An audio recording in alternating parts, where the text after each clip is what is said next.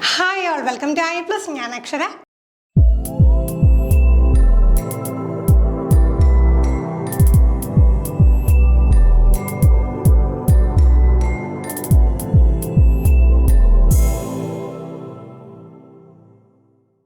Psychology questions നമ്മൾ കഴിഞ്ഞ കുറച്ച് സെക്ഷൻസ് ആയിട്ട് ഡിസ്കസ് ചെയ്യുന്നുണ്ടായിരുന്നു. അപ്പോൾ അറിയാമല്ലോ, നമുക്ക് കേട്ടിട്ട് എക്സാമിനേഷൻ എടുത്താലും സീറ്റഡ് എക്സാമിനേഷൻ എടുത്താലും ഒരുപോലെ പ്രാധാന്യമുള്ള ഒരു മേഖലയാണ് സൈക്കോളജി. ഏറ്റവും കൂടുതൽ മാർക്ക് നമുക്ക് സ്കോർ ചെയ്യാൻ കഴിയുന്ന ഒരു മേഖലയാണ്. ആ ഒരു പ്രാധാന്യം കൊടുത്ത് തന്നെ പഠിക്കുക. അപ്പോൾ എപ്പോഴും ഒരു ടീച്ചിങ് പ്രൊഫഷനിലോട്ട് വരുന്ന സമയത്ത് സൈക്കോളജിക്കലി നമ്മൾ അറിഞ്ഞിരിക്കേണ്ട കുറേ കാര്യങ്ങൾ അളക്കുന്ന തരത്തിലുള്ള ചോദ്യങ്ങൾ നമുക്ക് തീർച്ചയായിട്ടും പരീക്ഷാ പേപ്പറിൽ പ്രതീക്ഷിക്കാം. അത്തരത്തിലുള്ള 5 ചോദ്യങ്ങൾ നമുക്ക് ഡിസ്കസ് ചെയ്യാം. Vygotsky proposed that dash is important for self-regulation in children. വൈഗോട്സ്കിയായി ബന്ധപ്പെട്ട ഒരുപാട് ചോദ്യങ്ങൾ ഇപ്പോൾ ZPD, സ്കഫോൾഡിങ്, അത് കൂടാതെ നമുക്ക് കാണാൻ കഴിയുന്ന മറ്റൊരു മേഖലയാണ് ഇവിടെ കുട്ടികളുടെ റെഗുലേഷൻ, സെൽഫ് റെഗുലേഷൻ നടക്കാനായിട്ടും ഇമ്പോർട്ടൻ്റ് ആയിട്ടുള്ളത്. ഈ കൂട്ടത്തിൽ ഏതാണ്? Organisation, disequilibrium, inner speech, adaptation. അപ്പോൾ നമുക്ക് മനസ്സിലാക്കണം, ഈ ഒരു വൈഗോട്സ്കി ഇതുപോലെ കുട്ടികളുടെ കാര്യങ്ങളൊക്കെ ഡീറ്റെയിൽ ആയിട്ട് പഠിച്ച സമയത്ത് സെൽഫ് റെഗുലേഷന് വേണ്ടിയിട്ട് കുട്ടികളെ ഹെൽപ്പ് ചെയ്യുന്നത് എന്താണ്? അത് ഇന്നർ സ്പീച്ച് ആണ്. ഇന്നർ സ്പീച്ചിന്റെ സഹായത്തോടു കൂടിയാണ് കുട്ടികളിൽ എന്താണ് സെൽഫ് റെഗുലേഷൻ ചെറിയ പ്രായത്തിൽ നടക്കുന്നതെന്നത് വൈഗോട്സ്കിയുടെ ആശയമാണ്.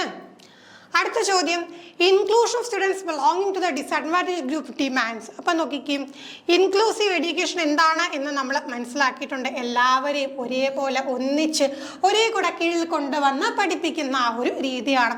അവിടെ ആരെയും നമ്മൾ എക്സ്ക്ലൂഡ് ചെയ്യുന്നില്ല. പല പല എബിലിറ്റിയുള്ള, പല പല ലെവലിലുള്ള, പല പല ഡിസഡ്വാൻറ്റേജസ് ഉള്ള കുട്ടികളുണ്ടാകും.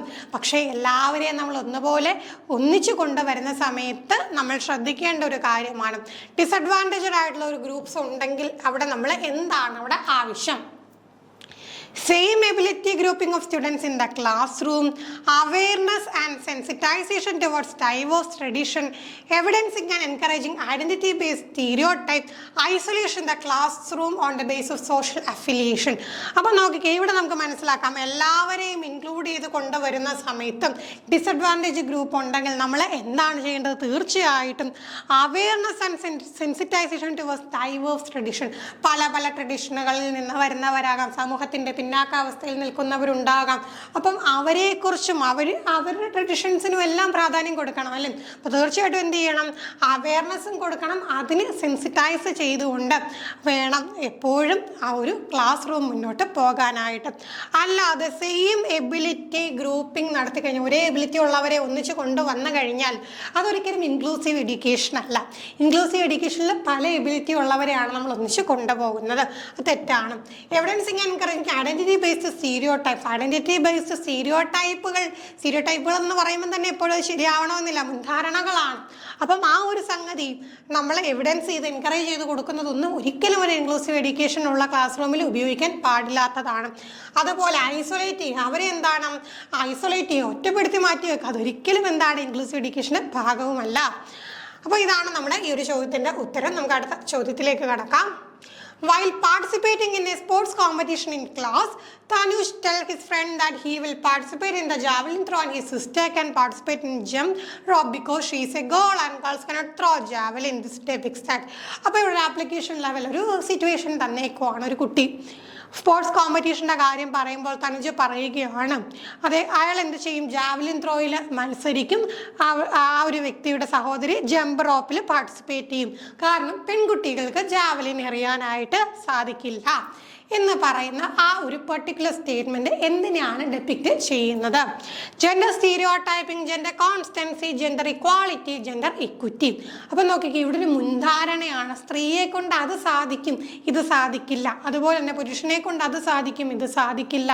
ഗേൾസ് എപ്പോഴും ഇങ്ങനെ ആയിരിക്കണം, ബോയ്സ് എപ്പോഴും അങ്ങനെ ആയിരിക്കണം എന്നൊക്കെയുള്ള ആ ഒരു മുൻധാരണകളെയാണ് നമ്മൾ എന്ത് പറയുക? സ്റ്റീരിയോടൈപ്സ് എന്ന് പറയുക. ഇത് ആണിൻ്റെ ജോലി, ഇത് പെണ്ണിൻ്റെ ജോലി എന്ന് പറഞ്ഞ് മാറ്റി മാറ്റി വെക്കേണ്ടതായിട്ട്. അപ്പോൾ അങ്ങനെ കുറേ കാര്യങ്ങൾ നമ്മളും സമൂഹത്തിലും നമ്മുടെ കുടുംബത്തിലും ഒക്കെ കേട്ടിട്ടുണ്ടായിരിക്കുമല്ലോ. അപ്പോൾ അതൊക്കെ എന്താണ്, തെറ്റായിട്ടുള്ള ഒരു കാര്യം തന്നെയാണ്. അപ്പോൾ എന്താണത്? ജെൻഡർ സ്റ്റീരിയോടൈപ്പിംഗ് ആണ്. ഈ ജെൻഡറിലുള്ള ഒരു വ്യക്തി ഇങ്ങനെയാകണം എന്ന് സമൂഹം കൽപ്പിച്ചു വെക്കുന്ന കുറച്ച് മുൻധാരണകളാണ്. അതിൽ നിന്ന് വ്യത്യസ്തമായിട്ട് വിഭിന്നമായിട്ട് ചിന്തിക്കുന്നവരെ എന്താണ്, അവരെ തെറ്റുകാരായിട്ട് കാണുന്ന ഒരു പ്രവണത ഇന്നും നിലനിൽക്കുന്നുണ്ട്. അപ്പോൾ ആ ഒരു പ്രവണത തെറ്റാണ് എന്നുള്ള കാര്യം അധ്യാപകർ എന്ന നിലയിൽ നമ്മൾ അറിഞ്ഞിരിക്കണം. നമ്മൾ പഠിപ്പിക്കുന്ന വിദ്യാർത്ഥികളിലേക്കും ആ ഒരു ആശയം നമ്മൾ ഇൻകൾക്കേറ്റ് ചെയ്ത് കൊടുക്കണം എന്നുള്ള ആ ഒരു കാര്യം നമ്മളിലേക്ക് എത്തിക്കാൻ വേണ്ടിയിട്ടാണ് ഇത്തരം ചോദ്യങ്ങൾ നമ്മുടെ പരീക്ഷാ പേപ്പറുകളിൽ നമുക്ക് കാണാനായിട്ട് സാധിക്കുന്നത്. അടുത്തത്, impairment is A dash condition while disability is A dash condition. കണ്ടില്ലേ, രണ്ട് കാര്യങ്ങളുടെ ഉത്തരം അറിയാമെങ്കിൽ മാത്രം നമുക്ക് ഒരു മാർക്ക് കിട്ടുന്ന തരത്തിലുള്ള ചോദ്യങ്ങൾ ഇപ്പോൾ സ്ഥിരമായിട്ട് ചോദിക്കാറുണ്ട്. മുമ്പുള്ള സെക്ഷൻസിൽ ഇതുപോലത്തെ ക്വസ്റ്റ്യനൊക്കെ നമ്മൾ കണ്ടിരുന്നു. അപ്പോൾ എന്താണ്, ഇമ്പയർമെൻറ്റും ഡിസബിലിറ്റിയും തമ്മിലുള്ള ആ ഒരു വ്യത്യാസമാണ്. പലപ്പോഴും ഈ രണ്ട് ടേംസ് നമ്മൾ സിനോണിമസ് ആയിട്ട് ഉപയോഗിക്കും. ഇമ്പയർമെൻറ്റിന് പകരം ഡിസബിലിറ്റിക്കും ഡിസബിലിറ്റിക്ക് പകരം ഇമ്പയർമെൻ്റ് എന്നൊക്കെ നമ്മൾ ഉപയോഗിക്കാറുണ്ട്. പക്ഷേ രണ്ടും വ്യത്യസ്തപ്പെട്ടിരിക്കുന്നു.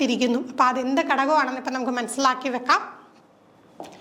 ഇമ്പയർമെൻറ്റ് എന്ന് പറയുമ്പോൾ എപ്പോഴും അതൊരു ബയോളജിക്കൽ കണ്ടീഷനാണ്. ബയോളജിക്കലി എന്താണ് വരുന്ന ആ ഒരു പ്രോബ്ലത്തിനെയാണ് നമ്മൾ ഇമ്പയർമെൻറ്റ് എന്ന് പറയുന്നത്. എന്നാൽ ഫങ്ഷനിങ്ങിൽ, ബോഡി ഫങ്ഷനിങ്ങിൽ വരുന്ന ഒരു പ്രശ്നമാണെങ്കിൽ അതിനെ നമ്മൾ എന്താ പറയുക, ഡിസബിലിറ്റി എന്നാണ് പറയുക. അപ്പോൾ ഇമ്പയർമെൻറ്റ് എപ്പോഴും ബയോളജിക്കൽ കണ്ടീഷനും ഡിസബിലിറ്റി എന്താണ്, ഒരു ഫങ്ഷണൽ കണ്ടീഷനുമാണെന്ന് നമ്മൾ മനസ്സിലാക്കി വെക്കാം.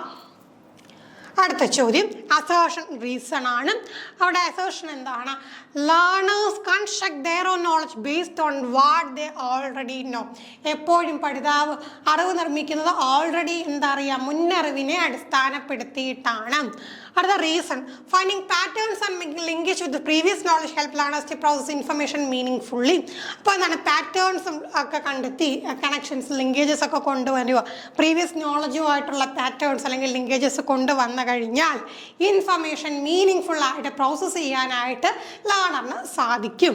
അപ്പോൾ നോക്കിക്കേ, ഈ രണ്ട് കാര്യങ്ങളാണ് നമ്മൾ പറഞ്ഞിട്ടുള്ളത്. അപ്പോൾ അതുമായിട്ട് ബന്ധപ്പെട്ട് നമുക്ക് എന്ത് മനസ്സിലാക്കാം, തീർച്ചയായിട്ടും അസേർഷൻ ശരിയാണ്, റീസണും ശരിയാണ്.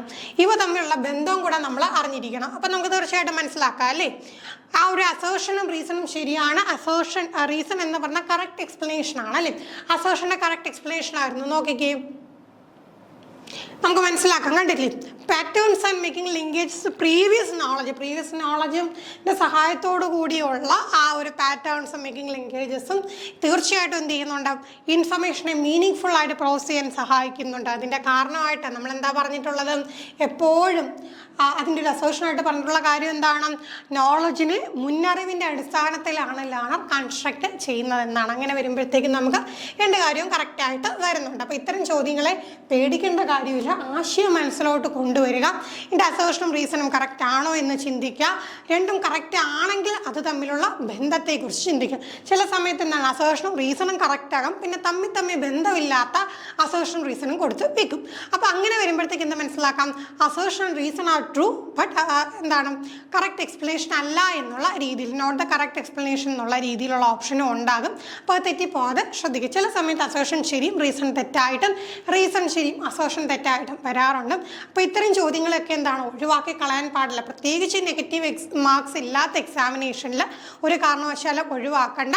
അപ്പോൾ എന്താണ്, വായിച്ച് മനസ്സിലാക്കി ഒരാശയം മനസ്സിലോട്ട് കൊണ്ടുവന്ന ശേഷം നിങ്ങളുടെ ആശയത്തിന് ചേരുന്ന തരത്തിലുള്ള ഓപ്ഷൻ ഉണ്ടോ എന്ന് നോക്കുക, എന്നിട്ടത് മാർക്ക് ചെയ്യും.